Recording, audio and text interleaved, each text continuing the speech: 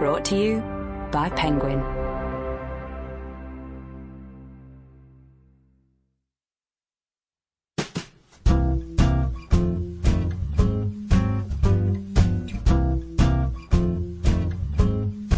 This is Your Brain on Music, the science of a human obsession.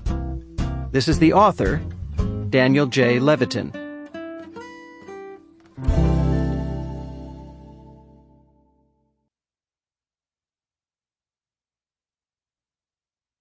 Introduction. I love music and I love science. Why would I want to mix the two? As Robert Sapolsky writes in Why Zebras Don't Get Ulcers, I love science, and it pains me to think that so many are terrified of the subject, or feel that choosing science means you cannot also choose compassion, or the arts, or be awed by nature. Science is not meant to cure us of mystery, but to reinvent and reinvigorate it. In the summer of 1969, when I was 11, I bought a stereo system at the local hi-fi shop.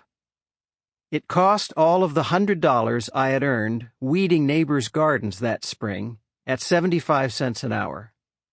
I spent long afternoons in my room listening to records: Cream, the Rolling Stones, Chicago, Simon and Garfunkel, Bizet, Tchaikovsky, George Shearing, and the saxophonist Boots Randolph.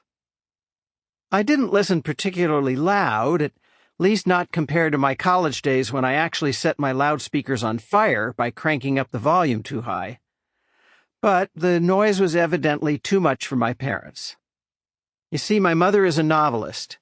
She wrote every day in the den just down the hall, and played the piano for an hour every night before dinner. My father was a businessman. He worked 80-hour weeks, 40 of those hours in his office at home on evenings and weekends.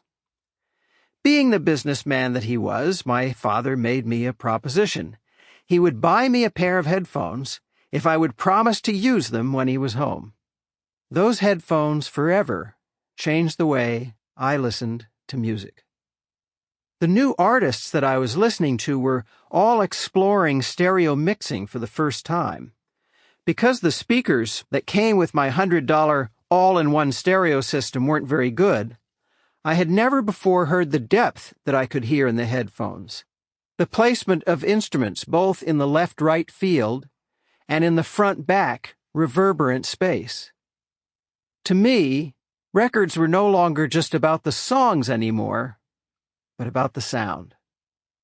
Headphones opened up a world of sonic colors, a palette of nuances and details that went far beyond the chords and melody, the lyrics, or a particular singer's voice, the swampy Deep South ambience of Green River by Creedence, or the pastoral open-space beauty of the Beatles' Mother Nature's Son, the oboes in Beethoven's Sixth, conducted by Carillon, faint and drenched in the atmosphere of a large wood and stone church. The sound was an enveloping experience. Headphones also made the music more personal for me. It was suddenly coming from inside my head, not out there in the world.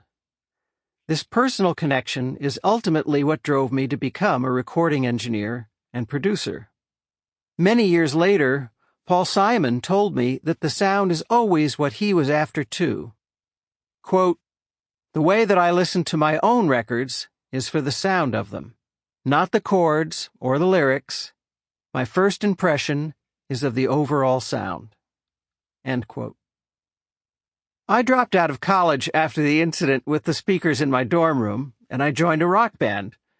We got good enough to record at a 24-track studio in California with a talented engineer, Mark Needham, who went on to record hit records by Chris Isaak, Cake, and Fleetwood Mac.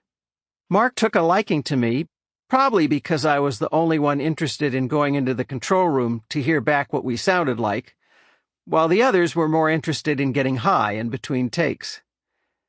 Mark treated me like a producer, although I didn't know what one was at the time, asking me what the band wanted to sound like.